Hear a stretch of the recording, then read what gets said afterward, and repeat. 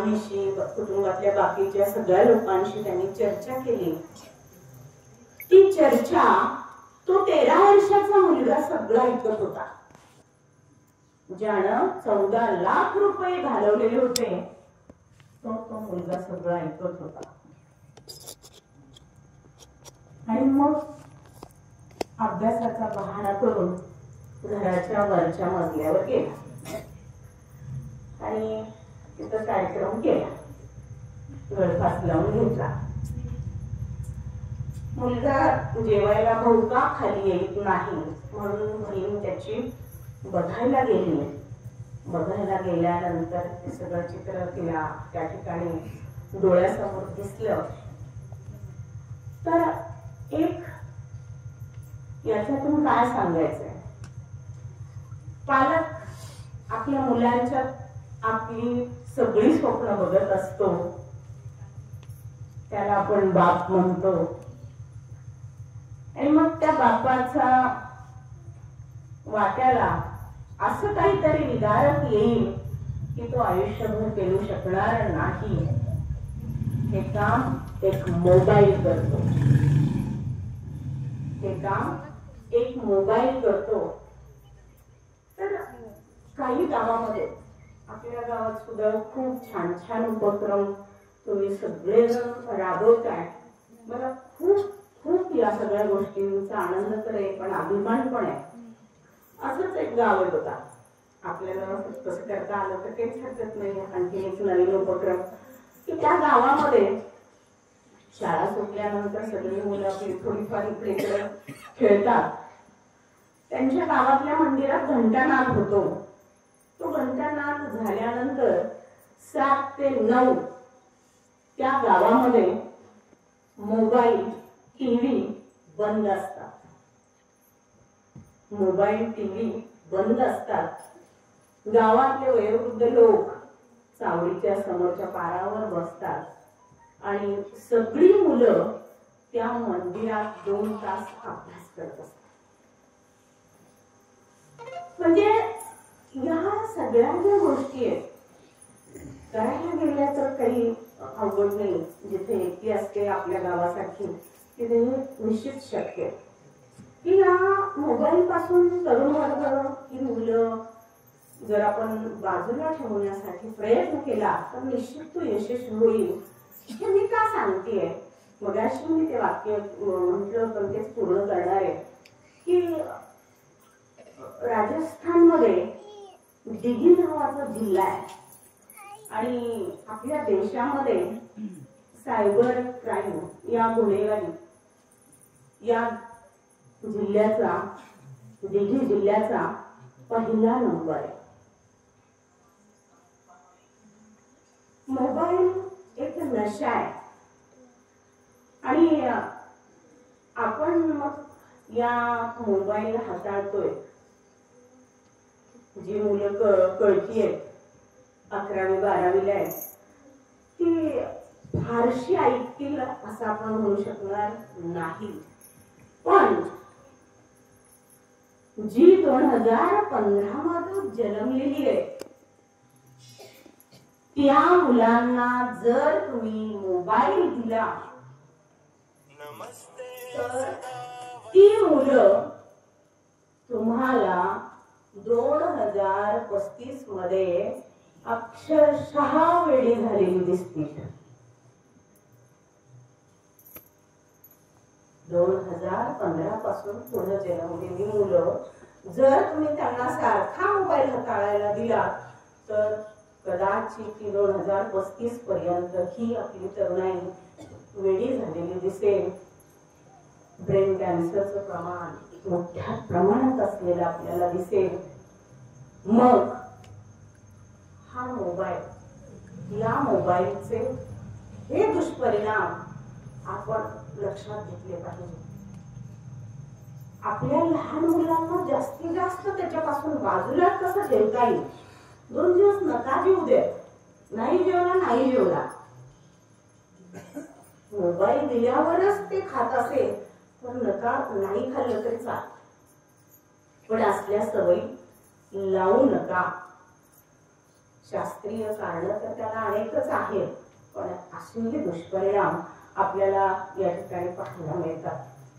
मग आता ह्या मीडियामध्ये आपण सगळे तोटेच बघतोय, तसं फायदे सुद्धा आपल्याला या ठिकाणी निश्चित पाहायला मिळतात.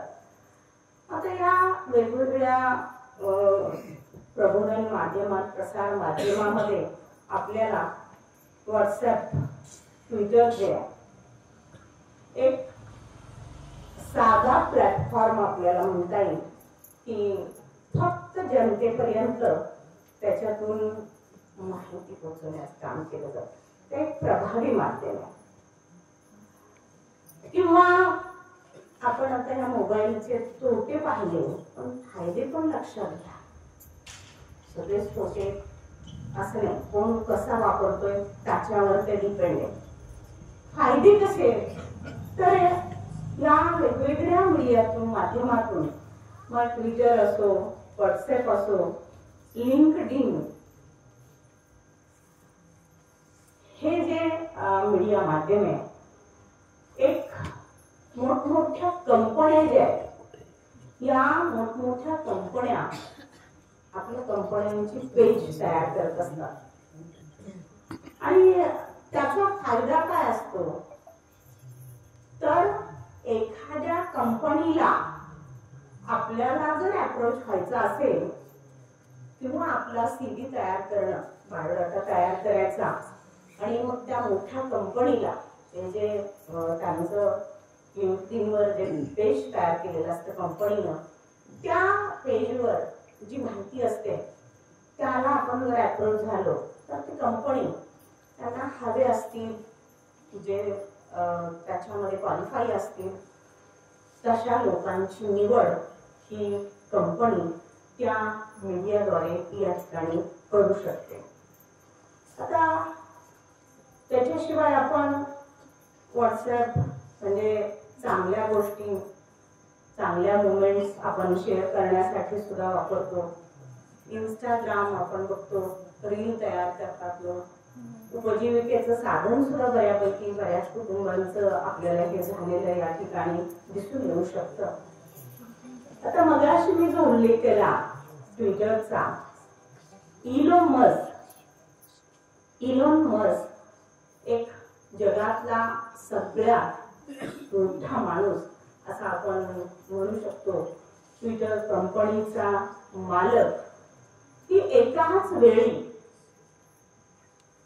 ही कंपनी अचूक माहिती आपल्याला थोड्याच कालावधीमध्ये या ट्विटरवरून अनेक लोकांपर्यंत ऑनलाईन मोबाईल मधून क्षणात जगाच्या कानाकोपऱ्यापर्यंत पोहोचतो.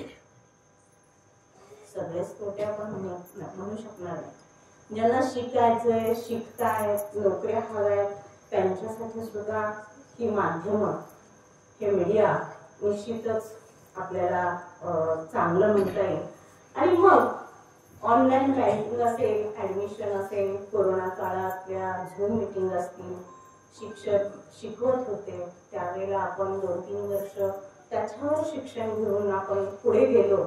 म्हणजे आजपर्यंत अनेक लोकांना रोजगाराच्या संधी सुद्धा या ठिकाणी प्राप्त झालेल्या आपल्याला दिसून येऊ शकतात. मोबाईलमध्ये कॅल्क्युलेटर आहे, वेळ आहे, सगळ्याच गोष्टी आपल्याला आपल्या हातामध्ये त्या ठिकाणी पाहायला मिळू शकतात. त्याच्याशिवाय अजून एक मीडिया माध्यम म्हणजे AI. आता हे AI नक्की काय आहे तर आर्टिफिशियल इंटेलिजन्स असं आपण त्याला म्हणू शकतो.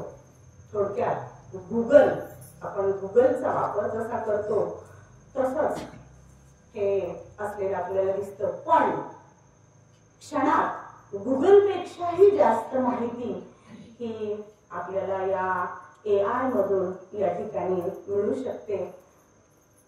गुगल माहिती साठवून ठेवू शकत नाही. AI मध्ये आपल्याला माहिती साठवता येते, माहिती आपल्याला साठवून ठेवता येते. आणि त्यामुळं या AIचा जरी एक हा फायदा असला तरी दुसरा एक तोटा आहे त्याच्यामध्ये, तोही आपल्या लक्षात आला पाहिजे. हा तोटा कोणता आहे तर फोटोग्राफी. आता एखाद्याला आपल्याला बदनामच करायचं, एखादी स्त्री 30-35 वर्षाची आणि एखादा 20 वर्षाचा 18 वर्षाचा मुलगा, दोघांचे फोटो एकत्र आणण्याचं काम या माध्यमातून सुद्धा होऊ शकतं. गुगलपेक्षा 100 पटीने माहिती जास्त देणार आहे आणि दुसरीकडे हा तोटा पण या ठिकाणी असलेला आपल्याला दिसून येऊ शकतो. मग आता या मोबाईल मध्ये आपण नक्की काय घ्यायचं हे आपल्यावर. मोबाईल शाब्दी वरदान, मोबाईल एक प्रलोभन आहे, हे सगळं आपल्याला माहिती आहे. पण बऱ्याच वेळेला प्रत्येक आई सुद्धा कंटाळलेली असते की मुलं मोबाईलमुळे अभ्यास करत नाही, मुलं दिलेल्या वेळात अभ्यास पूर्ण करत नाही, परीक्षेत मार्क्स कमी पडतायत. या सगळ्यांचं कारण मोबाईलच आहे असं प्रत्येक आईला वाटतं, बरोबर आहे.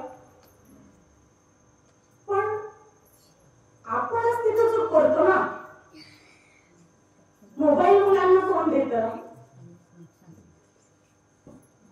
आईच देते. तर या सगळ्यामध्ये आजची ही तरुण पिढी आणि या तरुण पिढीला अनेक प्रलोभनं या ठिकाणी निश्चितच आहेत आणि त्यातलं हे अतिशय महत्वाचं आहे.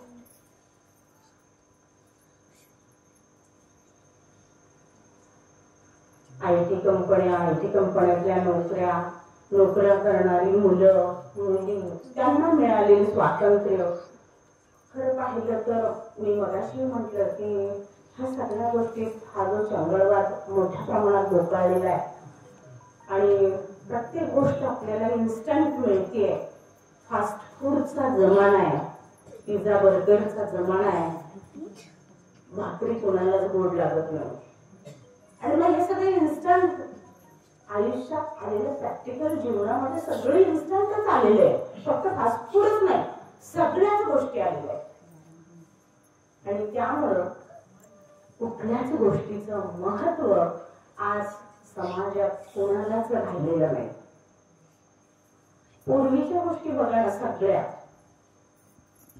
चालत लोकांना जायला जायचं, पत्र व्यवहार असायचे, 8-10 दिवसातनं 4 दिवसातनं पत्र मिळायचे.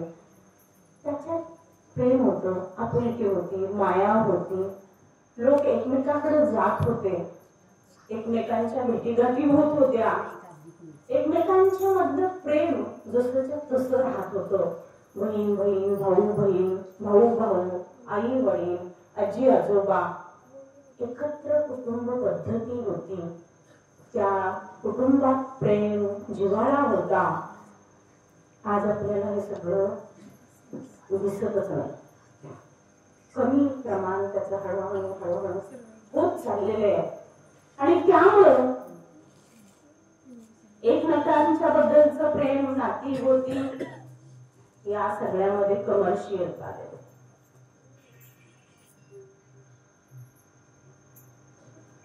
फोन जवळ असल्यामुळं पत्र व्यवहार नाही.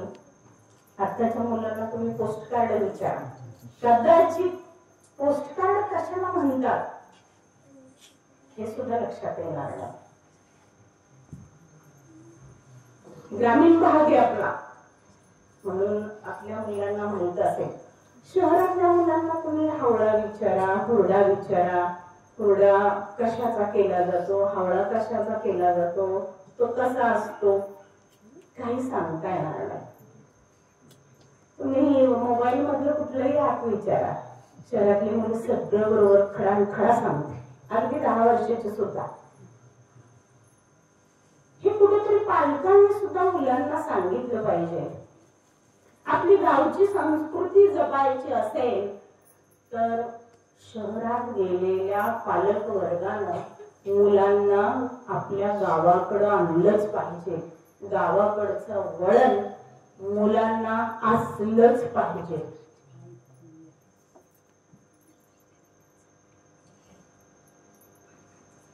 आजी आजोबांचं प्रेम ह्या मुलांना मिळालंच पाहिजे. हे सगळं आज भरकटलंय जीवन. ह्यातला मोठा परिणाम हा या मोबाईलचा असलेला आपल्याला दिसतो. आणि त्यामुळं या मोबाईल पासून प्रत्येक कुटुंबाने जरी ठरवलं की आपल्या कुटुंबातली मुलं मोबाईल पासून दूर कशी राहतील, त्यांना चांगलं वाईट कळत नाही तोपर्यंत हा प्रयत्न प्रत्येक आईला केला पाहिजे. ही जबाबदारी खरं कुटुंबातली आईची आहे. अनेक गोष्टी आहेत, अनेक अनुभव आहेत, अनेक गोष्टी सॉल्व्ह केलेल्या आहेत मुलींच्या बाबतीत की सगळ्या इथं जेंट्ससमोर मांडू शकत नाही. ह्या सगळ्या घडलेत त्याच्या पाठीमागची कारण मोबाईल आहेत. आणि म्हणून आपलं हे गाव इतकं छान प्रत्येक गोष्टींमध्ये.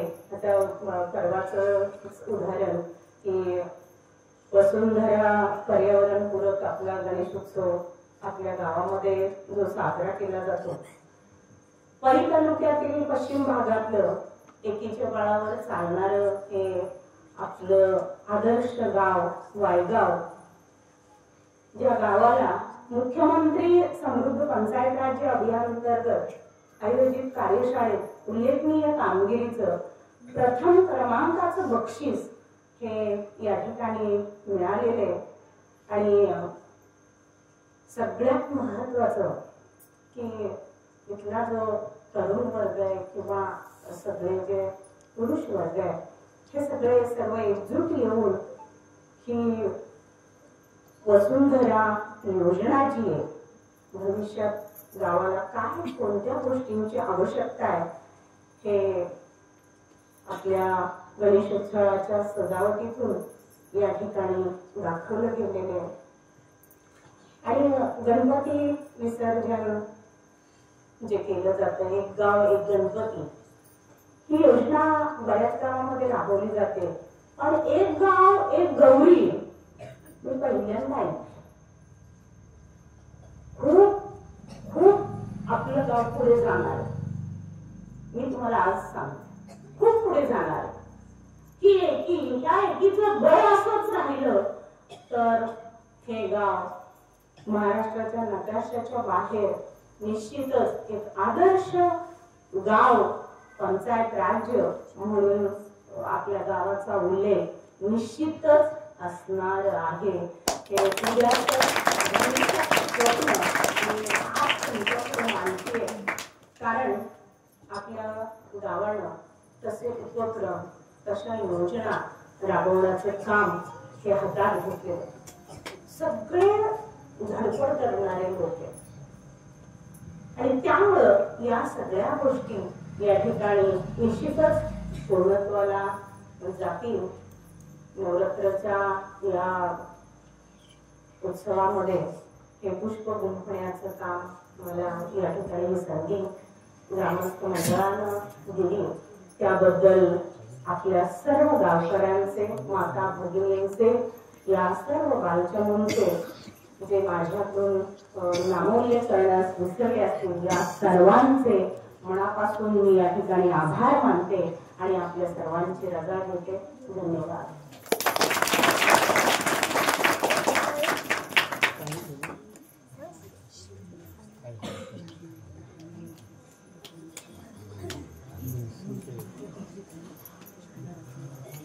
मम्मी मुले मोबाईल आणि मीडिया हा विषय अत्यंत चांगल्या पद्धतीने तुमच्या आमच्या अंतःकरणाला स्पर्श होईल अशा पद्धतीची उदाहरणं देऊन मॅडमने खरंच खूप चांगल्या पद्धतीने या ठिकाणी आपल्याला सादर केला. कारण एक 15 वर्षापूर्वी डॉक्टर विजय भटकरांचं व्याख्यान ऐकण्याचा योग मला साताऱ्यामध्ये आला होता. आणि त्यावेळेला त्यांनी सांगितलं होतं की एक दिवस असा आहे की एक दिवस आपण टीव्ही, न्यूजपेपर, रेडिओ, त्याच्यानंतर कॅल्क्युलेटर, माणसामधला जवळीकपणा या सगळ्या गोष्टी खिशात घेऊन ठेवतो. आणि आज मोबाईलला ते फरक केले. मोबाईलने टीव्ही संपवला, मोबाईलने रेडिओ संपवला, मोबाईलनं न्यूजपेपर संपवला, मोबाईलनं वाचन संपवलं आणि मोबाईलनं माणसाचा माणूस संपवलं. इतकी भयानक परिस्थिती आहे. मोबाईल मध्ये अ पासून अ पर्यंत सगळं मिळतं. एक अध्यात्माचा आहे आणि दुसरा अश्लीलतेचा आहे. जेव्हा आम्ही अध्यात्माचा अ मोबाईलच्या माध्यमातून जगतो तेव्हा संस्कारशील समाज उभा राहतो. पण जेव्हा आम्ही अश्लीलतेचा अ पोचतो तेव्हा समाजात बकाल अवस्था निर्माण होते. आज कुठेतरी आम्हाला समाज रचण्यासाठी मोबाईल मधला अध्यात्माचा अ जपायचा आहे, तो शोधायचा आहे, तो टिकवायचा आहे, तो वाढवायचा आहे. आपण या ठिकाणी आलात, आम्हाला उपकृत केलं, मार्गदर्शन केलं. पुन्हा एकदा मी ग्रामस्थ मंडळाच्या वतीने नवरात्रोत्सव समितीच्या वतीने या ठिकाणी आपल्याला हार्दिक धन्यवाद देतो आणि उद्याच्या कार्यक्रमाचे उद्घोषणा करतो. उद्या आपल्या